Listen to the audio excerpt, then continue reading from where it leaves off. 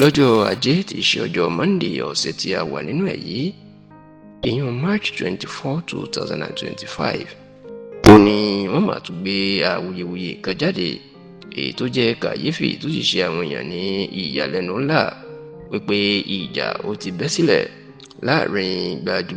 àwọn gbajúgbajà olórin fújì méjì ní Alhaji Wasiu Alabi Ọ̀dẹ́tọ́lá ẹni tí gbogbo ayé mọ̀ sí Pasuma àti Alhaji Sefiu Alao ẹni tí gbogbo ayé mọ̀ sí Bàbá Oko tàbí Agbára Orin tí wọ́n sì ní ìjà ọ̀hún ẹni ò jẹ́ kí Alhaji Pasuma tó tún jẹ́ ọ̀gá ńlá fújì kó kí Alhaji Sefiu Alao kú oríire ọjọ́ bí ẹ̀ gẹ́gẹ́ bó ṣe máa ń ṣe lọ́dọọdún ní ọjọ́ Monday ọ̀sẹ̀ tá a wà nínú ẹ̀ yìí tí ayẹyẹ náà tí ó wáyé. ẹ rántí pé bí wọ́n bá ń sọ ọ̀rọ̀ àwọn olórin fújì tí wọ́n súnmọ́ra wọn kọjá sísọ òkè téńté ní orúkọ àti àjọṣepọ̀ àárín Pasuma àti Sefiu Alao ni yóò wà níbi táwọn méjèèjì tó sì súnmọ́ra wọn dé. Pasuma máa ń bá Sefiu Alao ṣàwàdà Sefiu Alao náà sì máa ń bá ṣàwàdà pé òun lọ́kọ ìyá Pasuma èèyàn pé òun lòún fẹ́ ìyá Pasuma tó jẹ́ olóògbé Adija Kubura tó sì jẹ́ pé ìfẹ́ àárín àwọn méjèèjì ó lágbára kódà ọ̀rẹ́ mi yẹn ní àwọn méjèèjì náà máa ń pera wọn débi tí wọ́n súnmọ́ ara wọn dé. bó bá sì ti di gbogbo ọjọ́ kẹtàdínlọ́gbọ̀n oṣù kọkànlá ọdọọdún ìyẹn the 27th of November yearly tí Pasuma tó ń ṣe ayẹyẹ ọjọ́ bí ẹ̀ ní Sefiu Alao ló ti máa ń kí kú oríire. bó bá sì ti di ọjọ́ ayẹyẹ ọjọ́ bí Sefiu Alao náà nínú oṣù kẹta ọdọọdún ìyẹn ọjọ́ kẹrìnlélógún oṣù kẹta 24th of March gbogbo ọdọọdún Pasuma náà ni yóò kọ́kọ́ gba orí ẹ̀rọ ayélujára lọ láti lọ kí ọ̀rẹ́ táwọn méjèèjì yóò sì máa fúnra wọn lésì tí wọn yóò jọ máa fi ọ̀rọ̀ jomitoro ọ̀rọ̀. ṣùgbọ́n ní ti ayẹyẹ ọjọ́ bí Sefiu Alao ọdún yìí nígbà tí Sefiu Alao tó ti kí rẹ̀ kú oríire tán táwọn èèyàn sì ti ń kí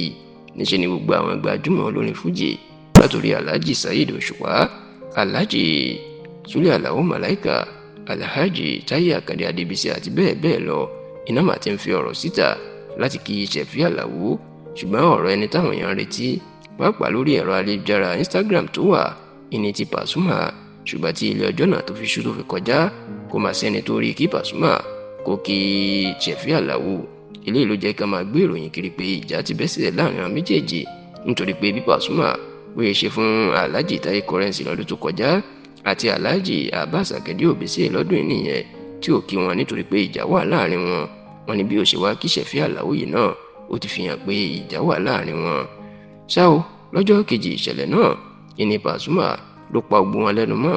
ló fún wọn ní ìfọ́tí láti panu mọ́ nígbà tó lọ kí Sefiu Alao tó sì jẹ́ pé lẹ́sẹ̀kẹsẹ̀ ní Sefiu Alao náà dáhùn tó sì tún jọ ṣàwàdà tó tún jọ kíra wọn pé ọ̀rẹ́ tímọ́tímọ́ làwọn. ǹjẹ́ kí ló wá fà á tí Pasuma tó fi pẹ́ láti kí Sefiu Alao bẹ́ẹ̀ èyí tí kì í rí bẹ́ẹ̀ tẹ́lẹ̀? Tẹlifíṣàn Yorùbá Tòótọ́ fìdí ẹ̀ múlẹ̀ látọ̀dọ̀ àwọn tó súnmọ́ Pasuma rí pé nítorí pé Pasuma rin ìrìn àjò lọ sórílẹ̀-èdè Saudi Arabia tó wà ní ọkọ̀ òfurufú láti ṣe áàjì kékeré ìtànpè ní umra ìní ò jẹ́ kó tètè ráyè kí Sefiu Alao sórí ẹ̀rọ ayélujára rẹ̀. wọn lélẹ̀ ló fà á kì í ṣe pé ìjà kankan ó wà láàrin wọn o àti wípé kì í ṣe pé Pasuma ó mọ̀ọ́mọ̀ pẹ́ láti kí bí kò ṣe pé umra tó lọ kò ráàyè nítorí inú ẹ̀rọ̀pílẹ̀nì àti ìrìn àjò tó wà lọ́hùn-ún.